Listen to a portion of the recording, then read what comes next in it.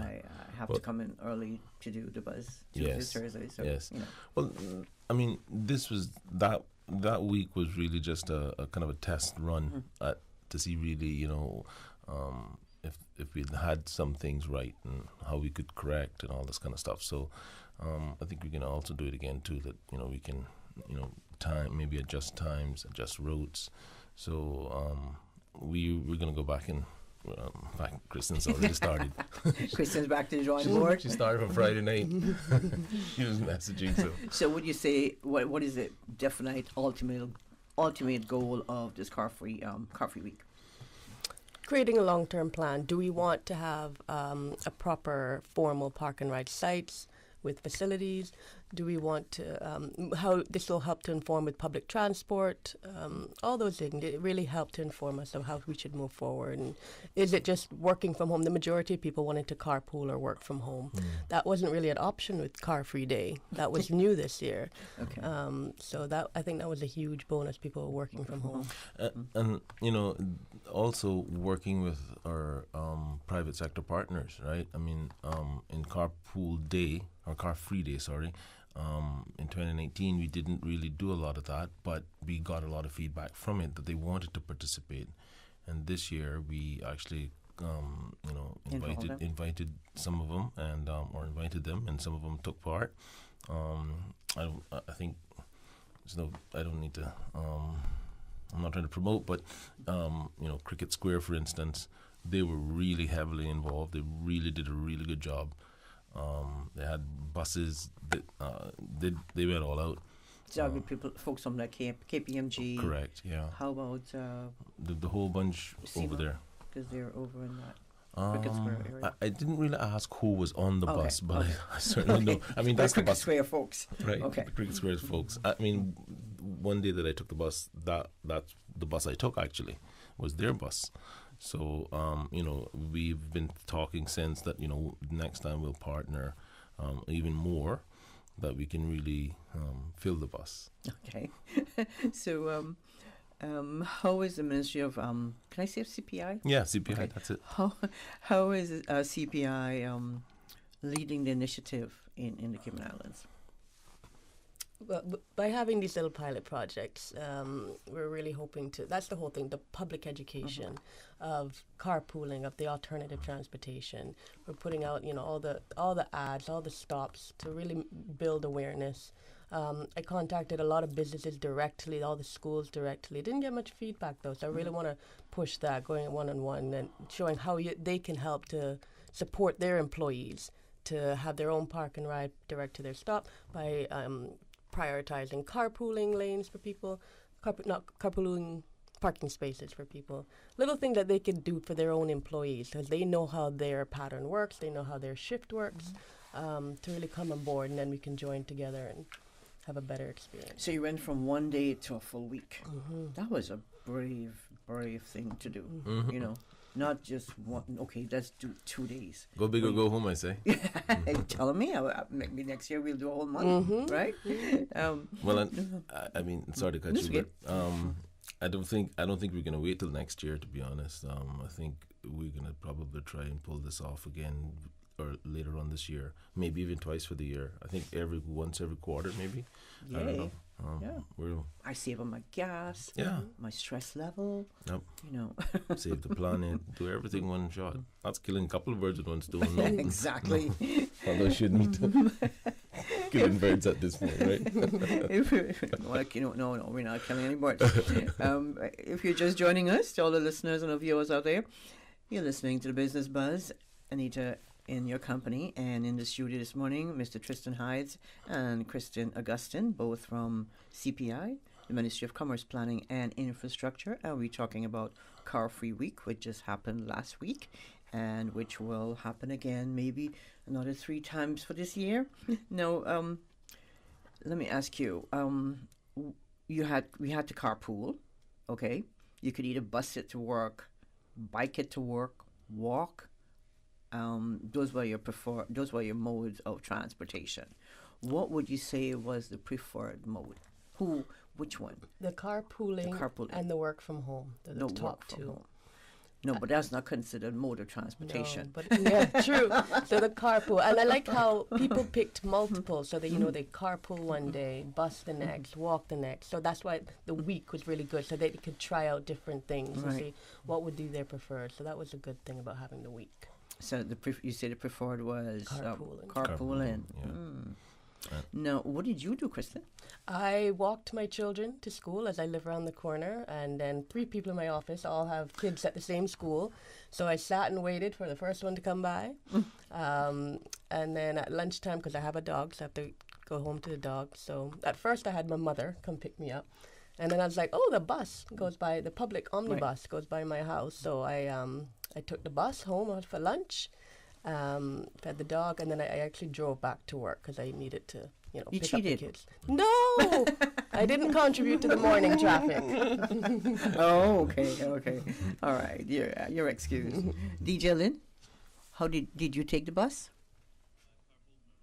Carpool with you. Okay, now that's good. Yeah. That's good. We're proud of you.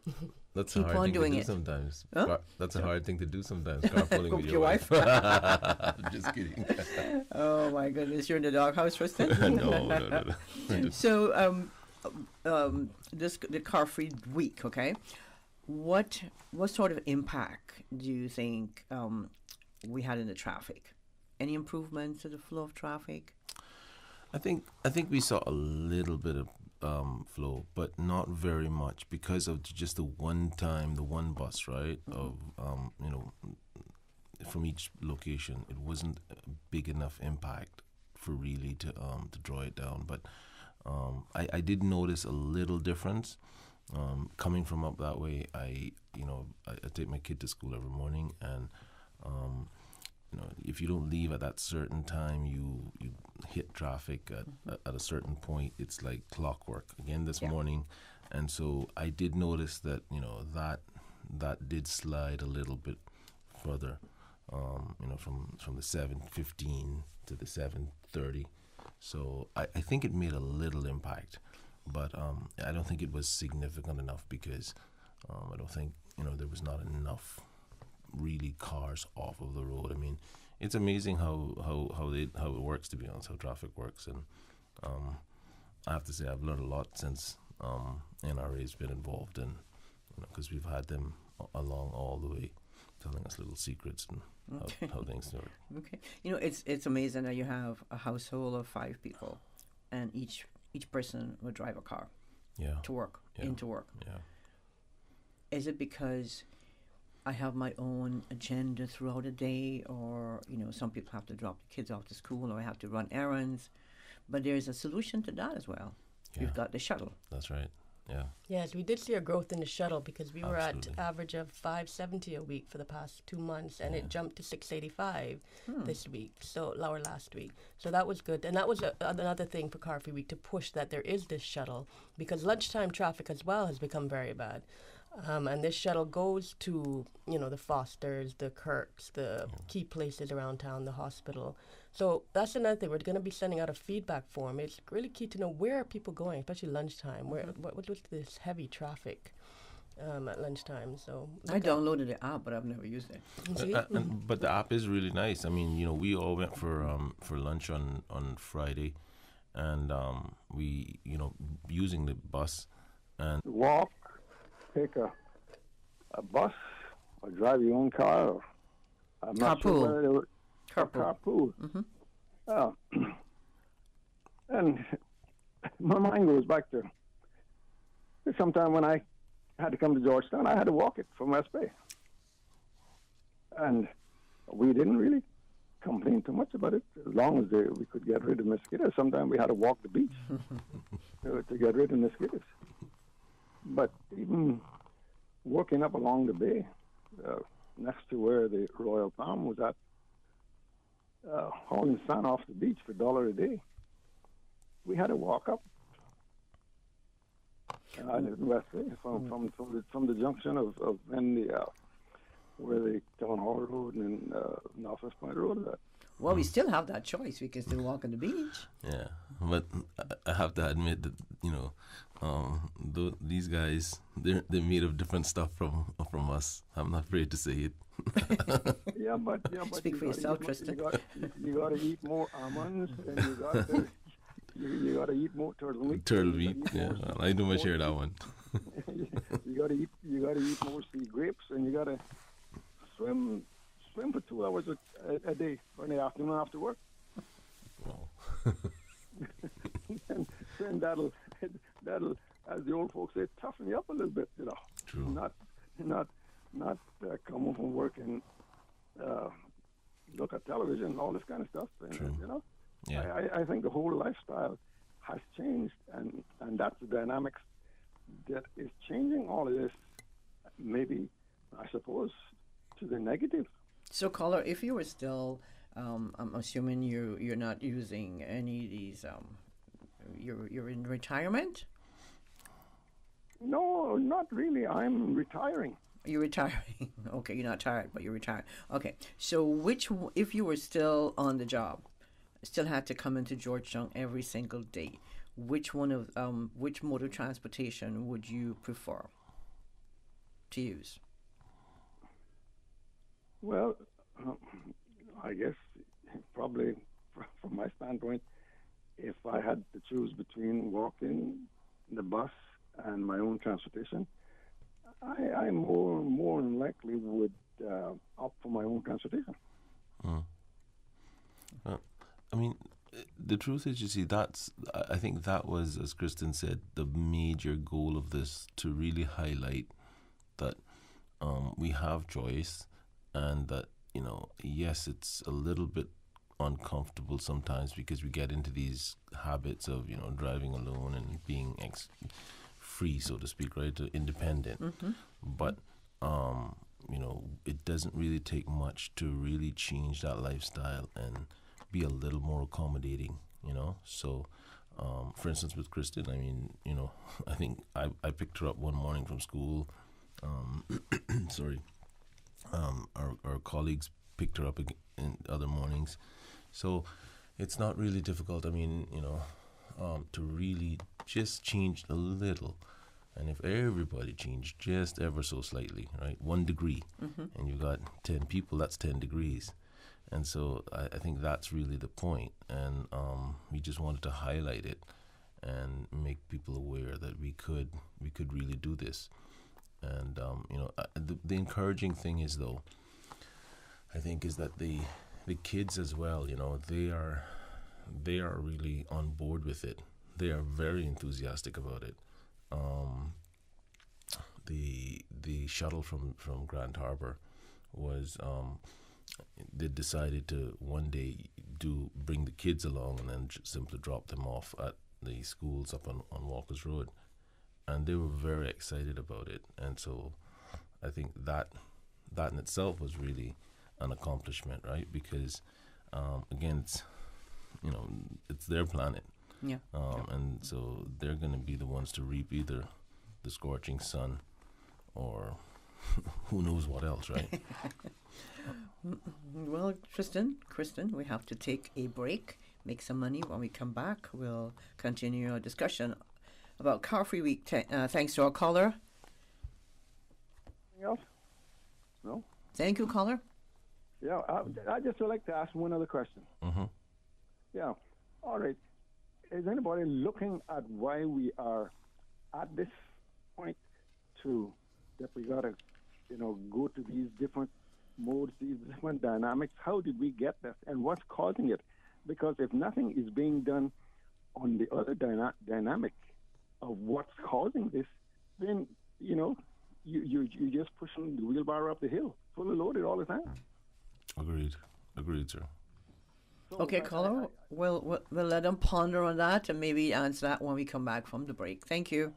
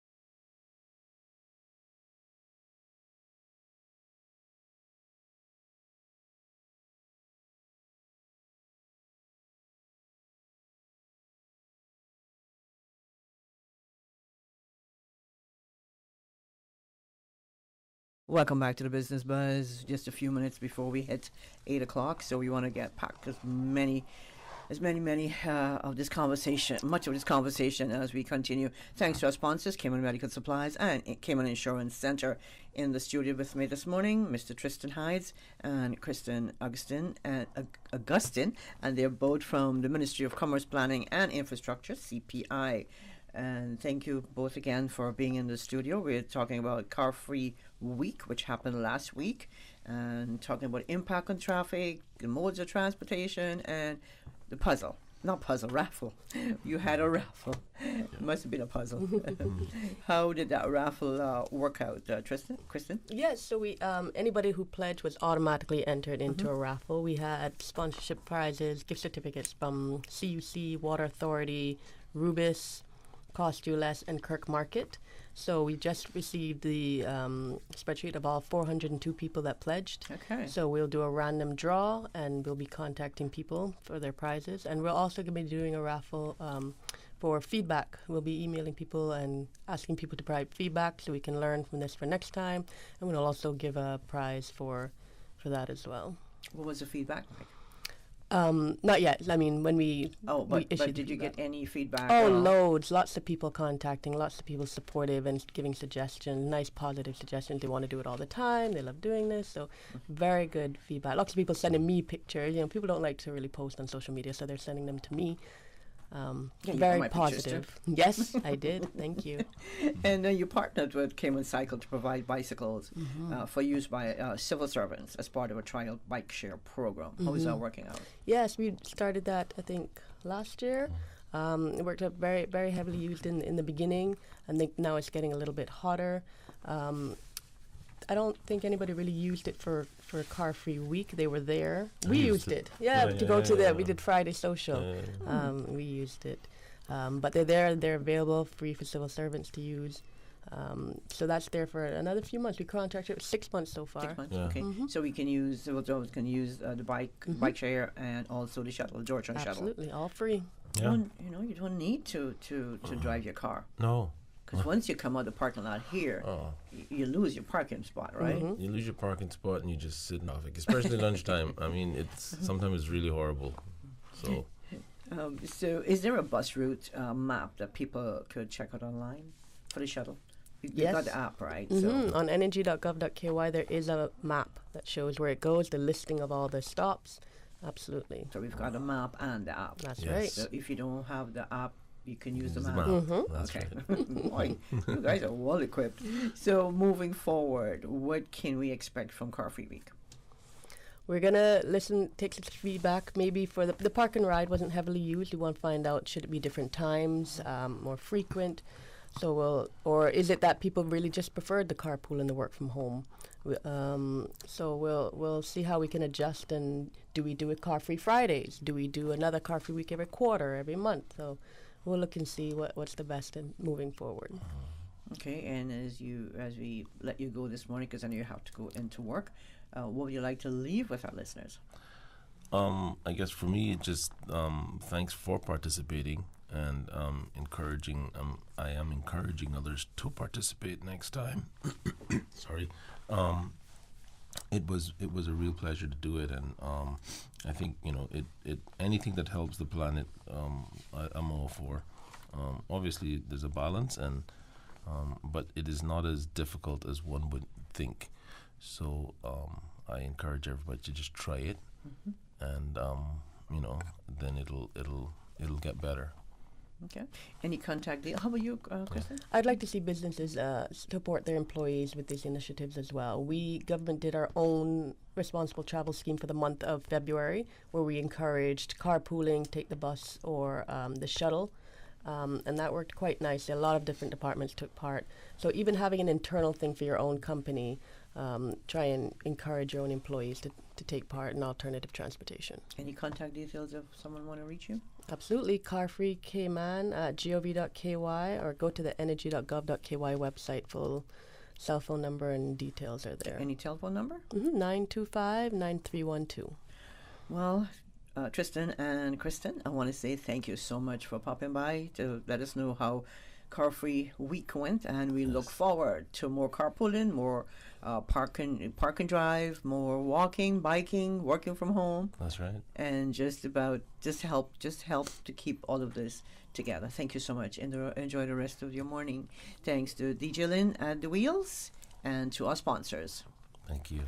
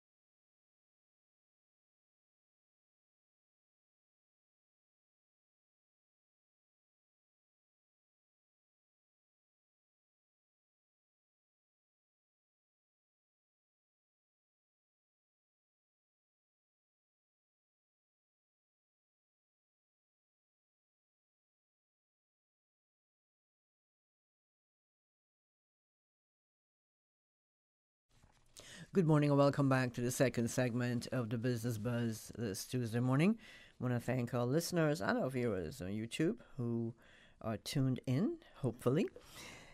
On our second segment this morning, we're speaking about elections, the 2021 general elections. And we'd like to say a pleasant good morning and welcome back to the studios to Mr. Wesley Howell. Mr. Howell is the supervisor of the Cayman Islands Elections Office, and Ms. Sheena Glasgow, she is one of the deputy supervisors of elections. Good morning. Good morning, Anita. I think you need to start paying us rent. The amount of times we have. Just kidding. Or we might flip that around and charge you a talent fee. There we go. It all nets out. Oh, I'm sure. And I see Sheena has her favorite beverage this morning. Yes, caffeine shot. And I'm pretty sure Mr. Howell had his before he got to the studio this morning. But anyway, welcome again. Are you ready for elections 2021? Our teams are ready. They've been ready. Preparing for quite some time now, and just like dressing up the birthday cake, we're putting the finishing touches on. Ooh, nice analogy. Ooh, I like that. That's no. Now I'm getting hungry here. No. Can you bring us up to speed on the readiness of the elections office in relation to the April 14th election? So last week we did our first round of mobile voting. Now, normally there's only one week of mobile voting, but we have a bit of a difference this year in that the timing of the general election and the timing of the register of electors and the timing of the Easter holidays made it that there were not a whole lot of days in between April 1st when the new list comes out and April 14th when the general election is. So we essentially devised a plan to come up with 2 weeks or 2 rounds of mobile voting. So we completed one last week, which was quite successful. 587 voters actually cast their vote. And that's a combination of what we call a static mobile or a stationary mobile, where between 9 a.m. and 1 p.m. we set up a station and persons who were pre-approved by the registering officer showed up and cast their votes in person at a poll booth that looks just like one on election day. So it's essentially just early voting. And for those persons who have more of a challenge getting out to the polls, we went to their homes and polled them there. So those are for the shut-ins, the person with physical challenges, those who are also approved by the registering officers. We did those as well. So we'll have a repeat of that on the 8th and the 9th of April, so only 2 days there. And that will be done over those 2 days in all electoral districts, including on the island of Little Cayman. We'll do them on the 8th of April. So we have a team flying over to get that done. So if I might just tag on to what Mr. Howell just said. So on Thursday the 8th, it'll be all Georgetown electoral districts, North Side, East End, Little Cayman, and Cayman Brac East. Then on Friday the 9th, it'll be all West Bay electoral districts, all Boddentown electoral districts, as well as Cayman Brac West. So those will be the last 2 mobile voting days for those districts. Okay. So that's Georgetown, Northside, East End, Cayman Brac East on the 8th, and then the 9th it's West Bay, Boddentown, and Cayman Brac North. West. Oh, West. Okay. And then Little Cayman. Not sure you said that. Little Cayman on the 8th as well. Okay, Little Cayman. Okay. Nice. All right. So, how many candidates will be on the ballot paper for this year's election here in the Cayman Islands? 50 is what we have this year, which is a little bit less than we had last election, which was 61 by the time the Grand Court made its rulings and declarations and the qualifications of the candidates. So, that's a lot. That's a lot. Although for some electoral districts, it's only 2 candidates running. Right. So when you spread the 50 across all 19 electoral districts, the numbers change. I think we have 5 in Georgetown East. Which is the biggest, yeah. Is the biggest. So it ranges from a minimum of 2 candidates to a maximum of 5. We have 4 in Newlands. Yeah. Okay. And 4 in Northside. 4 in Northside. Is there a maximum amount of election expense that can be incurred by a candidate at an election? Yes, that's $40,000. CI, I'm CI, just kidding. definitely CI.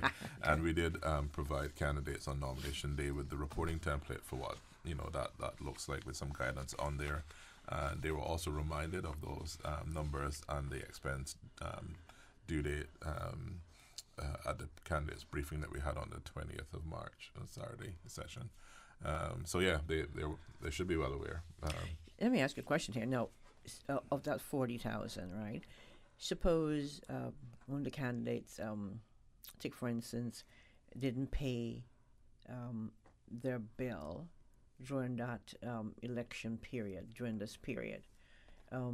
What is there some sort of accountability? Yeah, so we provided guidance on that. So essentially, the law speaks to, the Elections Act speaks to recognizing an expense that's incurred during the period between nomination and election day. So if you ordered something that you took delivery of during that period, if you paid for it before or after, our guidance is that you report that as an expense. That means that, on an extreme case, a candidate couldn't prepay or post-pay for everything and report a zero expenditure. Right. No, that's a little tricky there. No, what specific rules are there for the night before polling as it relates to political signs, billboards, etc., that are being taken down? So we're expecting that the 13th will be a full-on rally by most of the candidates. Many of them have put out their schedules already. But at the stroke of midnight, sort of like Cinderella, all the campaign banners and posters need to come down, because it's an offense to have those up on election day. Is there a fine? There is a fine, yes.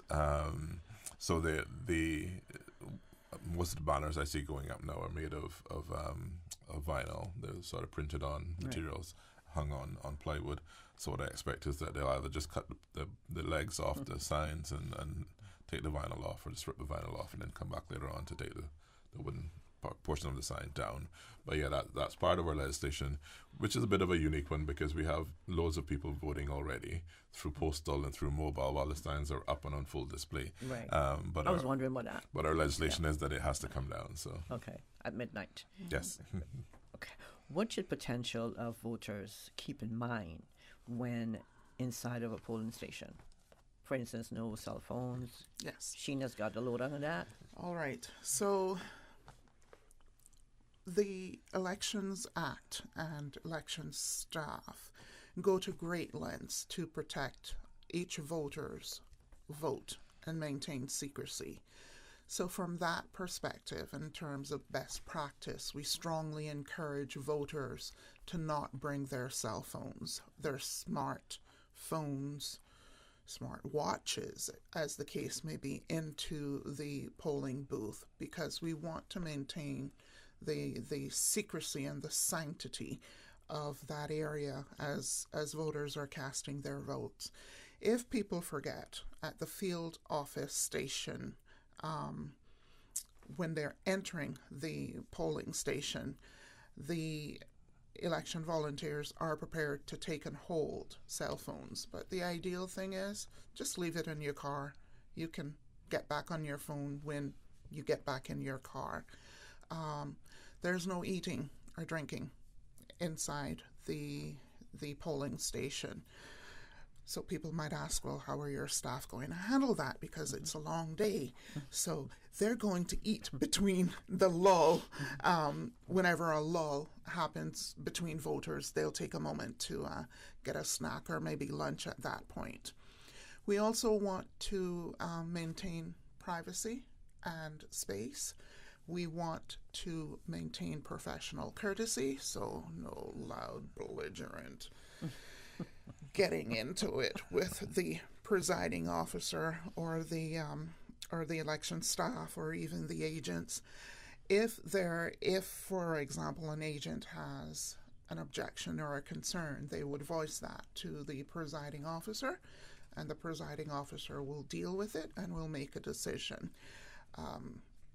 Let me go back to the point about being cool, calm, and collected, if I may say that, in your behavior when you go into the polling station. We will have police officers on site. We hope to not have to ask them to intervene, but should that be necessary, they will be prepared to intervene. And at the end of the day, we want to make sure that everybody has that chance to cast their vote.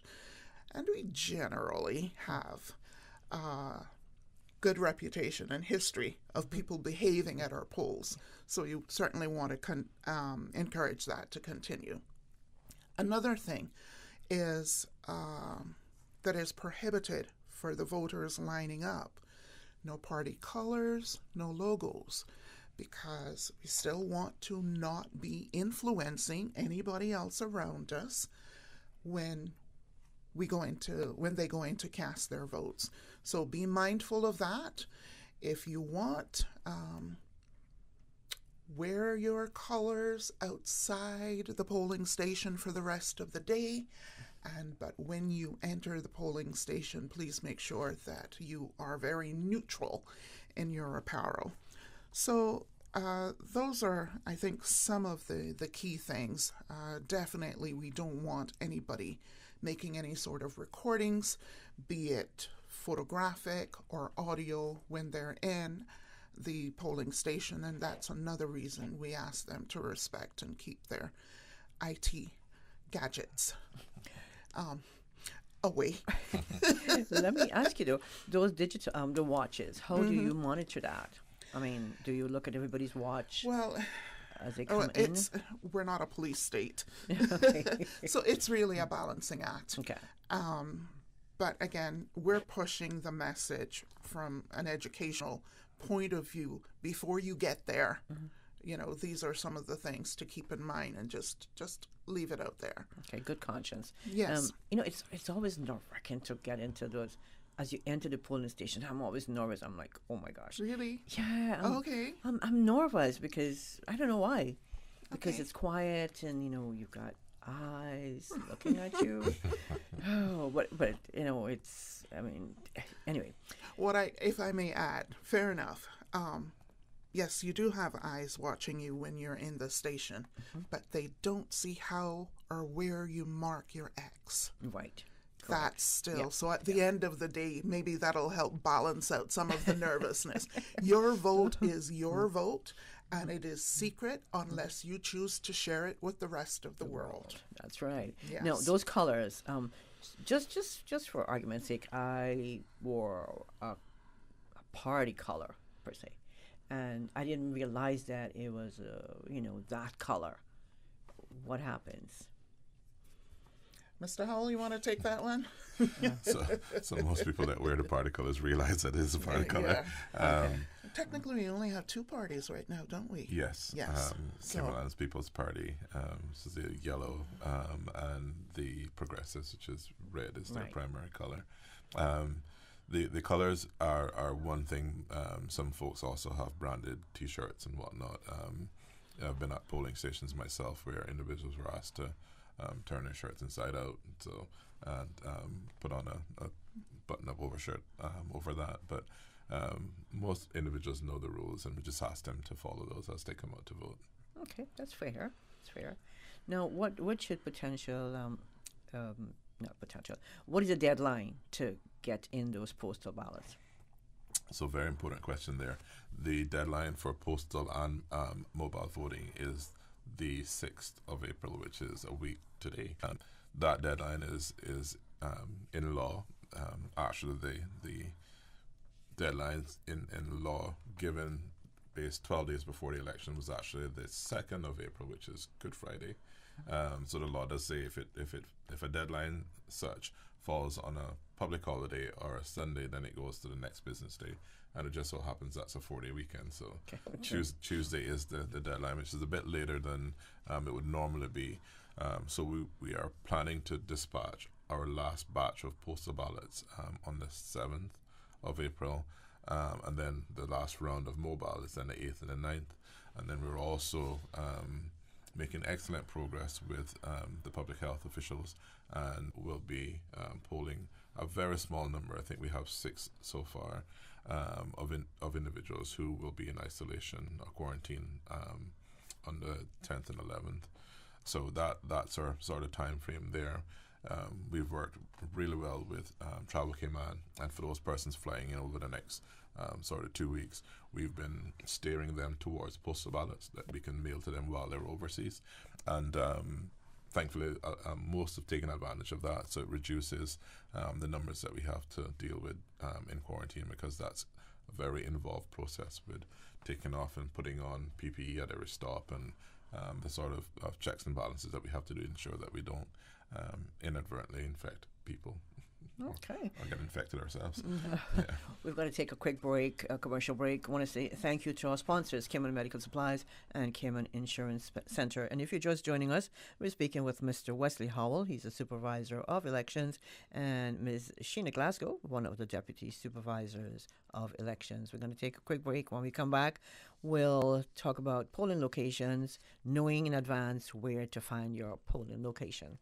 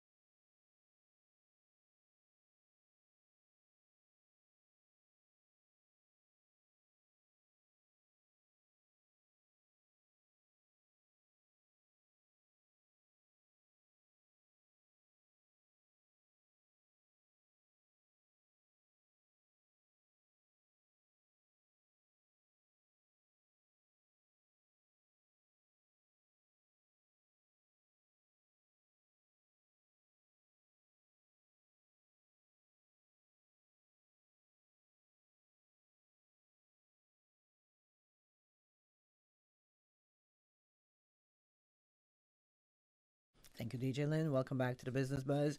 We're speaking with Mr. Wesley Howell, supervisor of elections, and Ms. Sheena Glasgow. She's one of the deputy supervisors of elections.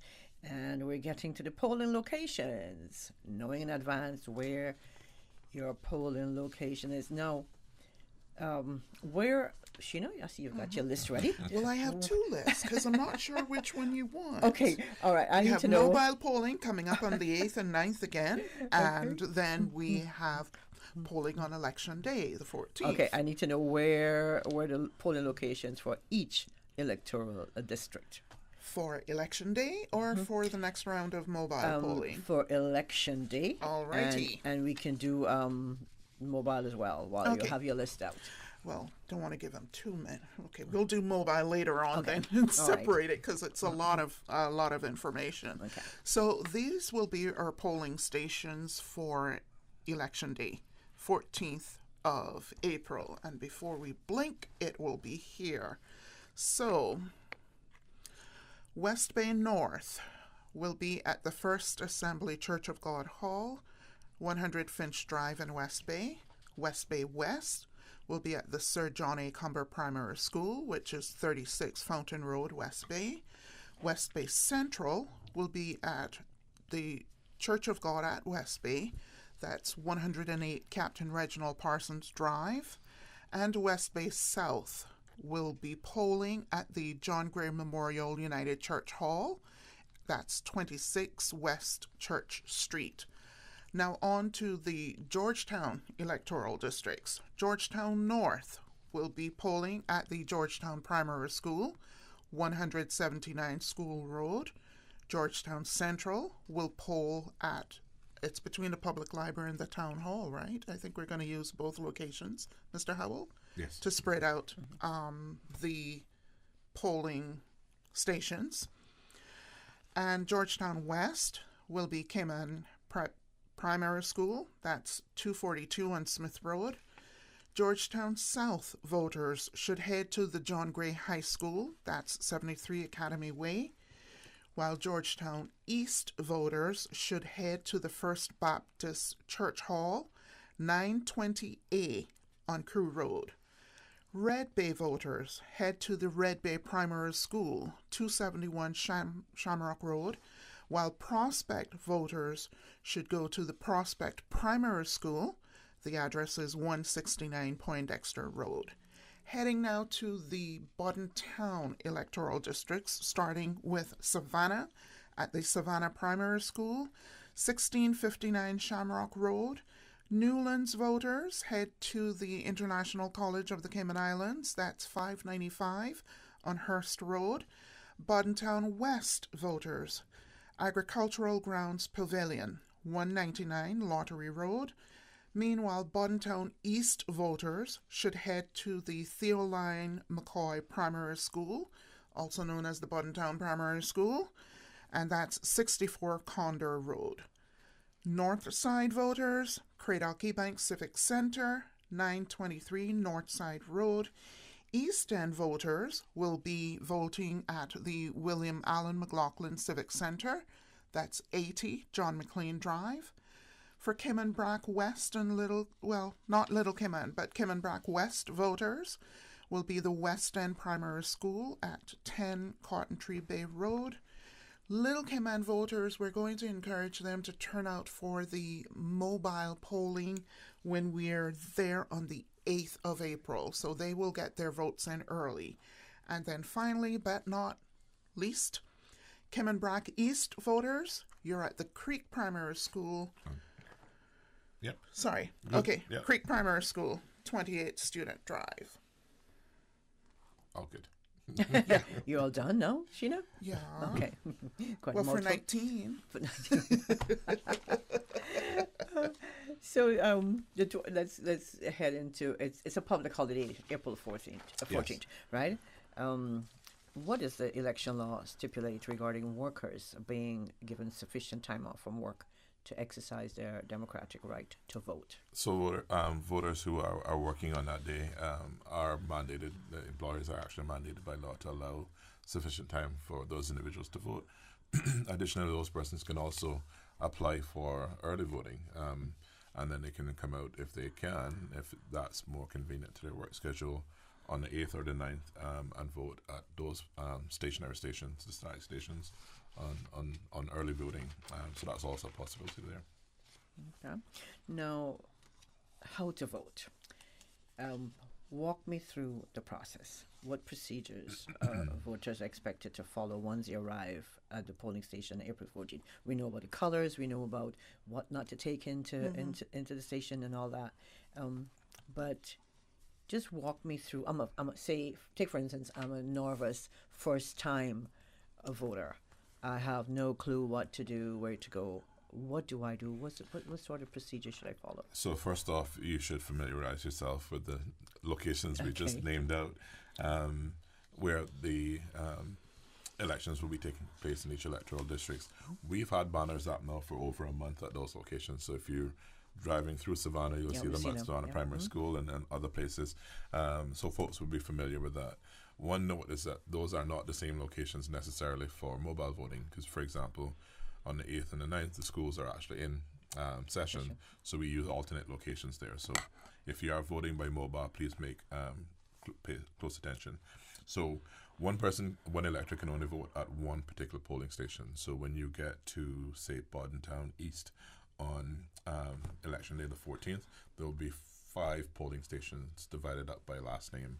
So if your last name is Adam, then you'd be in polling station number 1. You cannot vote in polling station number 2, 3, or 4, or 5. You would then go inside. You'd be met by a field officer who would check your ID, make sure that you're in the right polling division, electoral district. Can I pause you there for a moment?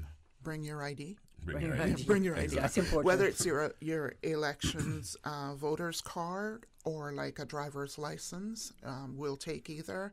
Even a passport, if that's what some people have as their official form of ID.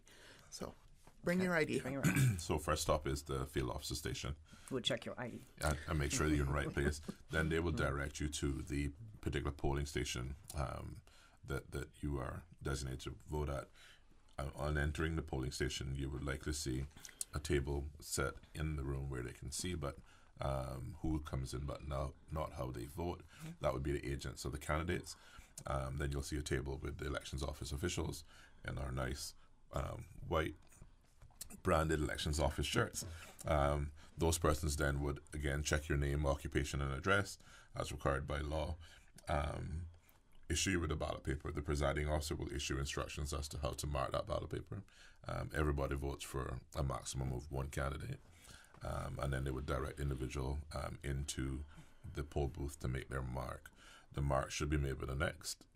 Next to the candidate, the ballot paper will have the number of the candidate, the name of the candidate with surname first, a picture of the candidate, and if the candidate's a member. That new? The picture is new? The new in 2017. Okay. Yeah. Picture of the candidate in color.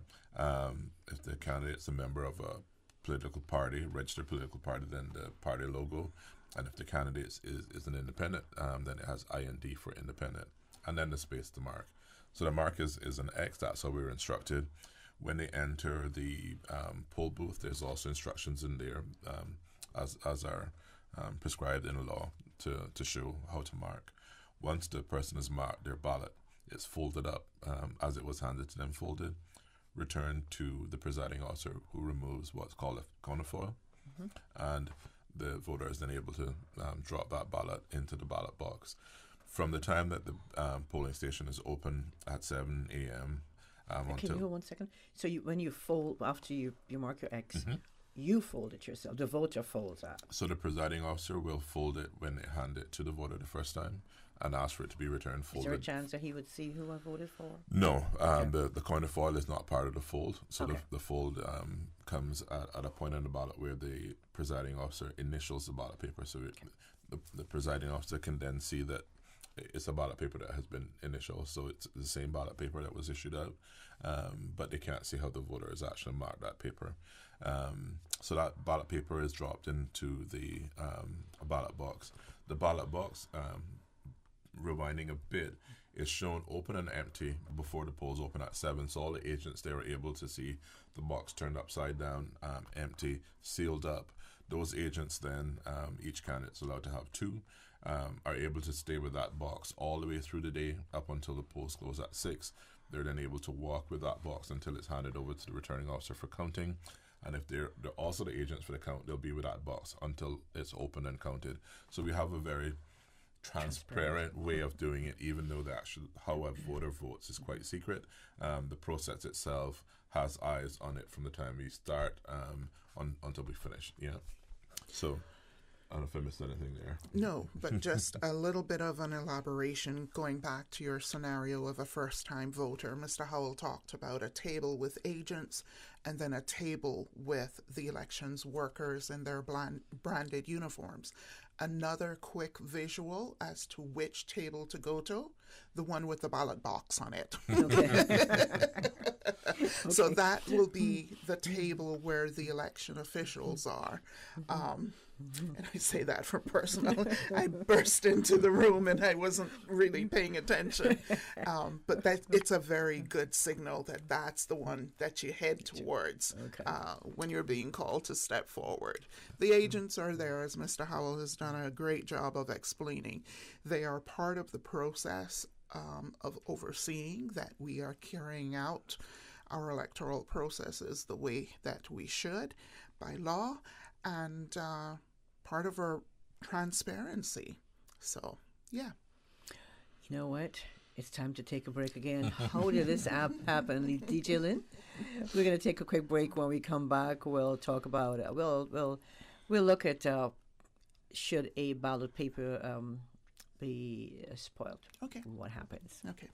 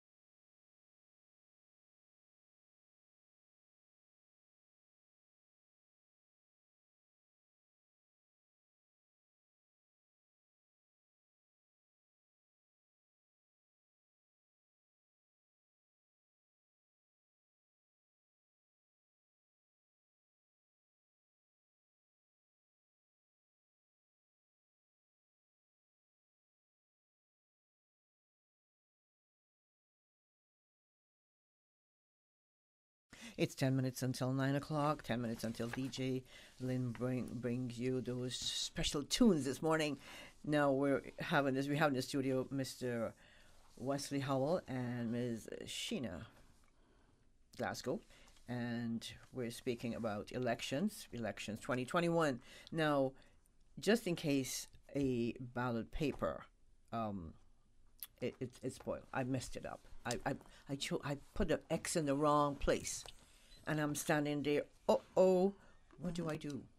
Or you put more than one X. More than one X. There's a couple of ways that you can spoil a ballot paper. Let me touch on that first. So you should not write your name on your ballot paper. That will spoil it. Mm-hmm. You shouldn't vote for more than one candidate. That will also spoil your ballot paper. And you should also not mark your ballot in such a way that it's not clear which candidate you're voting for. If you follow the instructions that are given, that are written, then we have no issues. But if you spoil your ballot paper, you can return it to the presiding officer, and they can issue you a new ballot paper. They'll write spoiled on that one on the outside of it, and seal that one away. You can do that up to your third time, and after that, by law, the presiding officer will assist you with marking that ballot paper. Three times, okay. Yes, three strikes there. So you're still able to vote, but you have to vote with assistance. And while I'm at it, for the new voters, persons who need assistance, the polling station is cleared of all other voters, and that person essentially instructs the presiding officer to mark the ballot paper in the manner in which the person wants it marked, so for the candidate of their choice. That's done right at the presiding officer's table. It's not done in a booth. the person who needs the assistance can also have a friend present. The friend cannot speak, cannot instruct the office staff in relation to how that ballot. The friend's only purpose there is to ensure that the individual wishes are reflected in the way that the presiding officer marks the ballot paper. So they're just verifying that process. The friend has to take an oath of secrecy to not reveal the manner in which the voter votes. So that's sort of the process for spoiling and. So who does that? Who does that bit of oath? The presiding officer will administer the oath. Yeah. Right there. Okay. And that's for a person, not just for a spoiled ballot, but any individual who requires assistance. Typically, those persons will vote during our mobile voting, so we can do them at their home when they're much more relaxed and unruffled. But we do have some that want to come out on the 14th, and we do make provisions for them as well. So if they're elderly, we'll bring them to the front of the line. Each polling division, each electoral division will have a wheelchair to assist people moving back and forth. And while I'm at it, we'll also be, because we're still with COVID raging all around us, we will actually be asking all voters to wear a mask while they're going about the business within the polling station. And if they don't bring a mask themselves, we'll be able to issue them one of the blue disposable 3-layer masks. Oh, so you have to wear a mask. Okay. Yeah. And if we can take just a quick step back, the same rules for assisting a voter at the polling station also applies for mobile. So when we are in people's homes with a voter taking their vote, the helpers, family members cannot instruct how the voter is to vote. They are there. If they are there, they are there to observe the process only. But at the end of the day, it is the voter's choice who gets their X. And the presiding officer will not take instruction from another family member or a helper or good family friend, whoever else might be there at the time. Now, I think you basically covered what's in place for those who are physically challenged. But, I mean, what do you really have in place for, say, partially impaired voters who need some assistance? So one of the things that we designed this time around, and we actually put it to good use during mobile voting last week, is that we worked with our printers and we mocked up the bottom section of each ballot. So I think it's 18 inches by 25 inches, very large image of what the ballot paper looks like. So it has the number of the candidate, the name of the candidate, the picture of the candidate, and the party or independent symbol. And individuals who are vision impaired but can still see to some degree were able to look at that very large image and then point or indicate to which candidate they wanted to vote for. And our folks have done that in such a way that the agents can see that the person is making an indication, but not necessarily see how which candidate that person is selecting. In that way, they were able to then instruct or team the presiding officer and how that ballot paper should be marked. So we were quite happy that worked out, and we were able to utilize that. Those large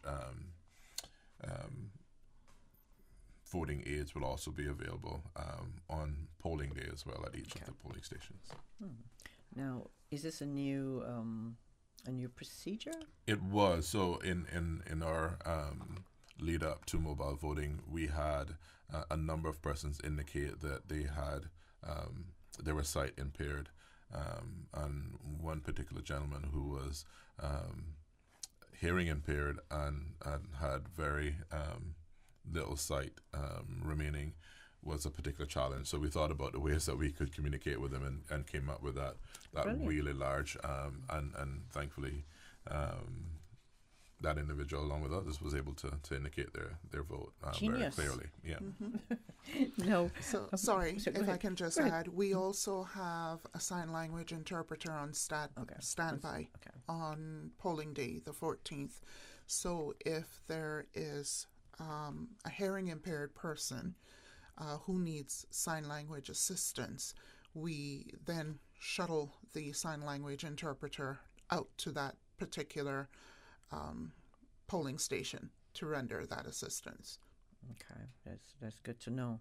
I didn't know that. No, can you touch and let's talk about security, because we only have about 2.5 minutes left. So in a nutshell, can you touch on how the ballot boxes will be collected and the security of the election in general?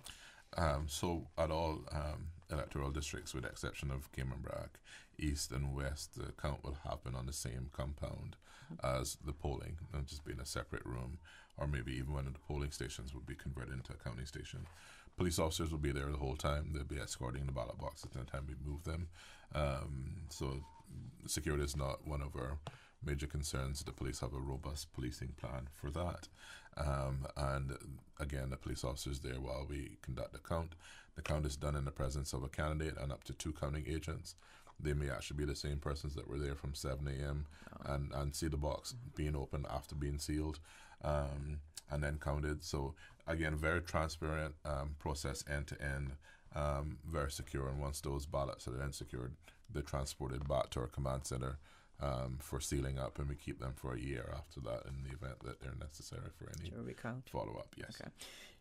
Hopefully no recounts. Okay. Will the candidates be in the room at the polling station? Are they allowed in? Candidates are actually allowed in. Most candidates will have more than one polling station, so we've advised all the candidates as to the number of agents that they can appoint. Typically, candidates don't stay in the polling stations themselves, and they don't normally accompany the mobile voting when that goes around. Many of our voters, feel very strongly about candidates walking into their bedrooms when they're about to cast a vote. Leaves a really bad taste in their mouth. So we've encouraged the candidates to not do that, but to instead appoint candidates, agents to take that on. So the agents are there as well as the candidates. There's a 15-minute window for which the candidates can come in and check on their agents, deliver lunch, those sorts of things. But other than that, they're not allowed to be in there at the same time. Okay. And looking ahead to the 14th, once all the votes are tabulated, when can we expect the first results to come in from the electoral districts? So Northside, Cayman-Brac. So typically we get those. Everybody ought to start counting by about 7 p.m. and typically we get the Cayman-Brac and East End numbers in around 10 p.m.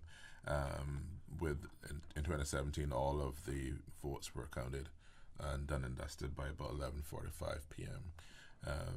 So we're hoping that we'll be very close to that this time. We have about 2,500 more voters this time than we had in 2017, but we're still hoping that we'll be able to finish in and around midnight.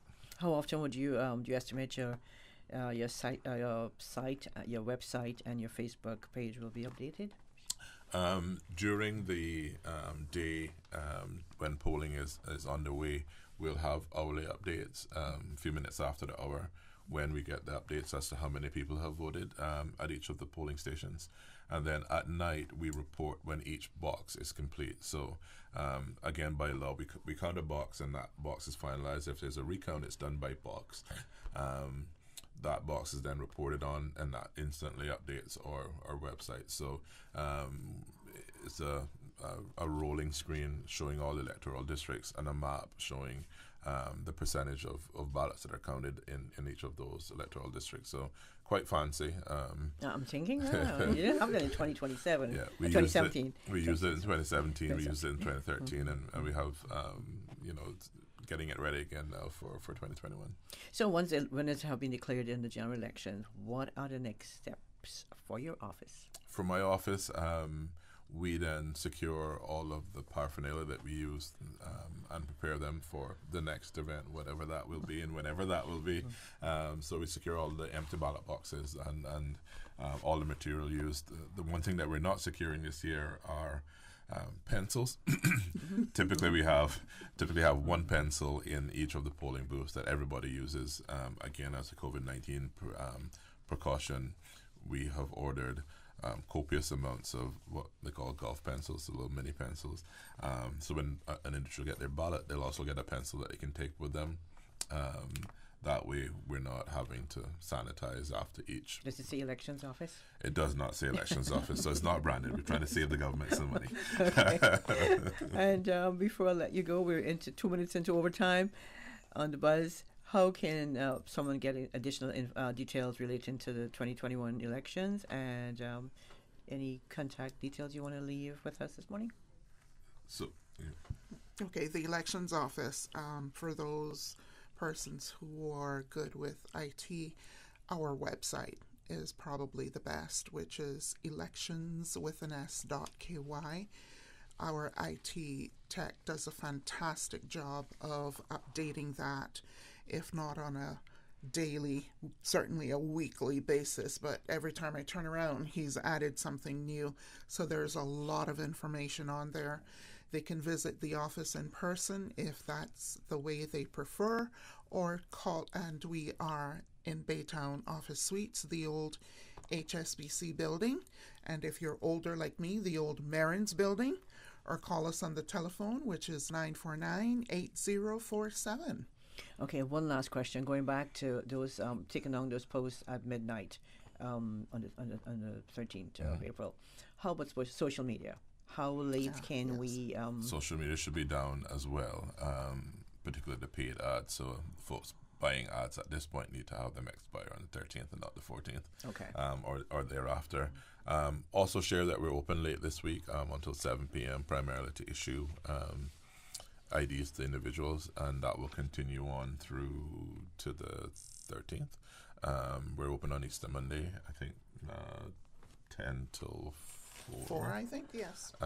As well. We're not open on Good Friday. We're taking that day off. We actually get a day off. But we are working that Saturday and yeah, so this coming Saturday 10 to 4 and Easter Monday 10 to 4. Okay, 10 to 4 on Easter Monday as and well. then to 7 p.m. at least this week through Thursday night. Not working Good Friday. Okay, they're not open. Mr. Wesley Howell, thank you so much. Ms. Sheena Glasgow, thank you very much for stopping by. We're way into overtime speaking about the 2021 general elections, and we wish you all the best. Get some rest after this is finished.